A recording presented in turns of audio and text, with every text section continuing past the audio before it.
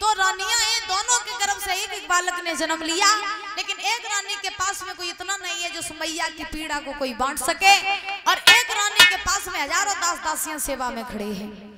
इधर धीरे धीरे समय व्यतीत हुआ।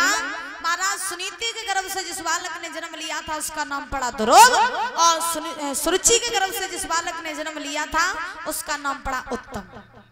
दोनों बालक बड़े हुए, शिक्षा ग्रहण करने के लिए एक ही पाठशाला में जाने लगे।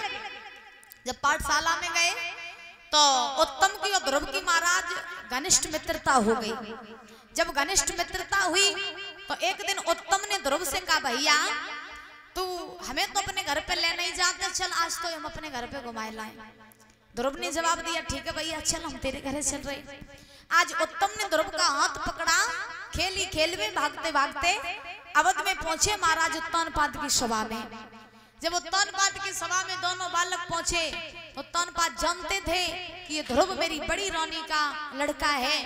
उत्तानपाद ने जैसे ही ध्रुव को देखा, रहा नहीं गया, महाराज अपनी गद्दी से उछल करके आज ध्रुव को अपनी गोद में ले लिया, अपने सिंहासन पर बैठा लिया।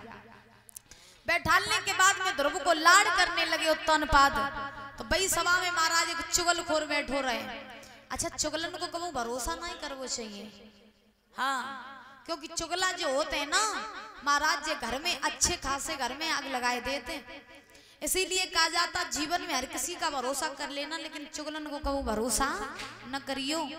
आज महाराज भाई सभा में चुगला बैठो रहे, सो दौड़ के सुरुचि के पास में पहुंचा। पहुंच करके जवाब दिया, रानी तुम यहाँ बैठ करके आराम कर रही हो और बहुत तुम्हारी सौत का लड़का राज्यपाट हड़पने के लिए महाराज की गोद में बैठा है। जो इतने वचन कहे सुरुचि से नहीं रहा गया, दौड़ पड़ी सुरुचि। दौड़ करके महाराज सभा में पहुंची, क्या देखा, सौत का लड़का उत्तानपाद की महाराज गद्दी पर बैठा, गोद में बैठा, और सुरुचि का लड़का उत्तम जमीन पर खड़ा।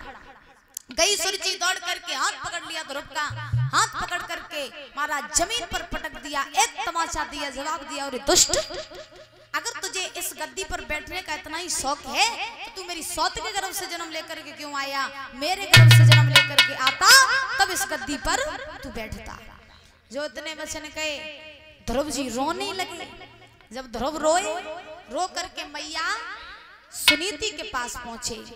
मैया सुनीति ने अपने बेटा को रोता हुआ देखा तो सुनीति ने पूछा है ध्रुव से, लाल मेरे क्यों रो रहा है? किसने तुझे मारा? मुझे बता दे, क्यों रो रहा है तू? तो रो रो करके ध्रुव कहने लगे, मैया तुम जानना चाहती हो ना कि हमें किसने मारा? तो सुनो मैया।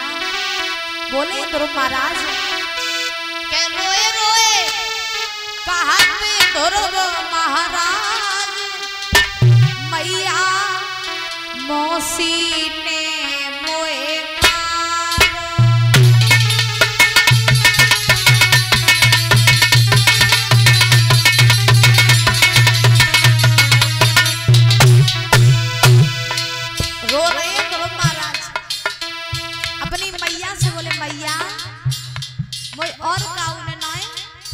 मौसी ने मारो, मौसी ने।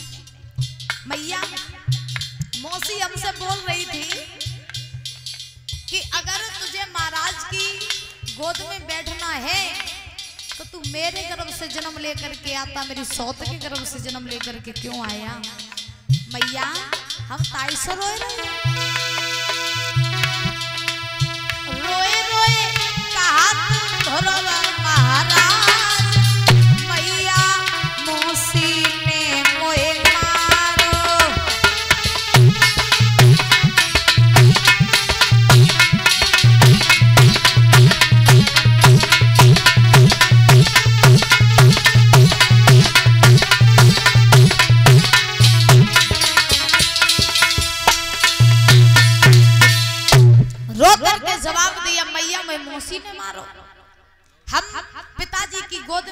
इसलिए मौसी ने मेरे तमाचा मार दिया। मैया कष्ट में इस बात का नहीं है कि मौसी ने हमें मारा, कष्ट में केवल एक बात का है कि जब मौसी मुझे मार रही थी तो मेरे पिता ने मौसी को रोका नहीं। अगर वो मेरा असली पिता होता तो मुझे पिटने नहीं देता। तो मैया मुझे ये बता दे कि मेरा असली पिता कौन है? जो इतने वचन कहे तो आज महाराज सुनीति ने ध्रुव जी से कहा कि बेटा अगर तू सच्चे पिता को जानना चाहता है तो वो तेरे बाप का भी बाप है, जो सारी दुनिया के बापों का बाप है। वो कौन है? परमपिता परमात्मा। अगर तू जानना चाहता है तेरा पिता कौन है तो वो है परमपिता परमात्मा। अगर तू उस परमपिता परमात्मा को पाना चाहता है तो तू उसकी ही गोद प्राप्त कर, और जब तू उसकी गोद प्राप्त कर लेगा तो संसार का सारा सुख तेरे पीछे पीछे आ जाएगा। हेलो, इसी बीच हमारे कुछ दानदाताओं ने सहयोग किया है। ये क्या लिखोगे?